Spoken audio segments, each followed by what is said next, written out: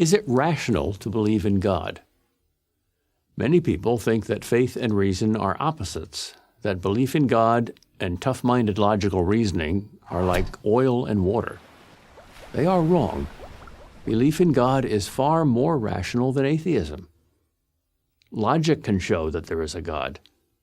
If you look at the universe with common sense and an open mind, you'll find that it's full of God's fingerprints. A good place to start is with an argument by Thomas Aquinas, the great 13th century philosopher and theologian.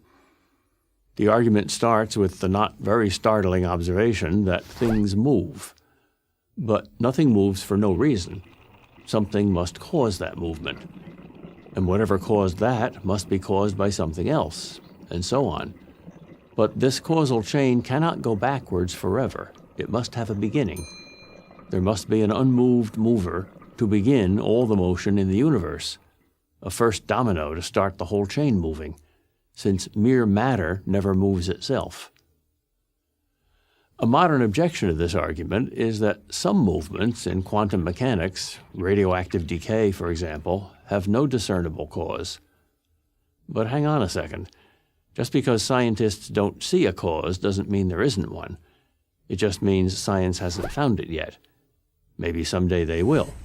But then there will have to be a new cause to explain that one, and so on and so on. But science will never find the first cause. That's no knock on science. It simply means that a first cause lies outside the realm of science. Another way to explain this argument is that everything that begins must have a cause. Nothing can come from nothing.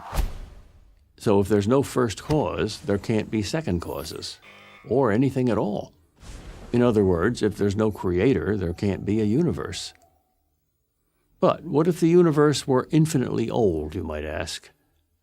Well, all scientists today agree that the universe is not infinitely old, that it had a beginning in the Big Bang. If the universe had a beginning, then it didn't have to exist. And things which don't have to exist must have a cause.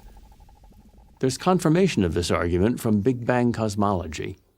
We now know that all matter, that is, the whole universe, came into existence some 13.7 billion years ago, and it's been expanding and cooling ever since.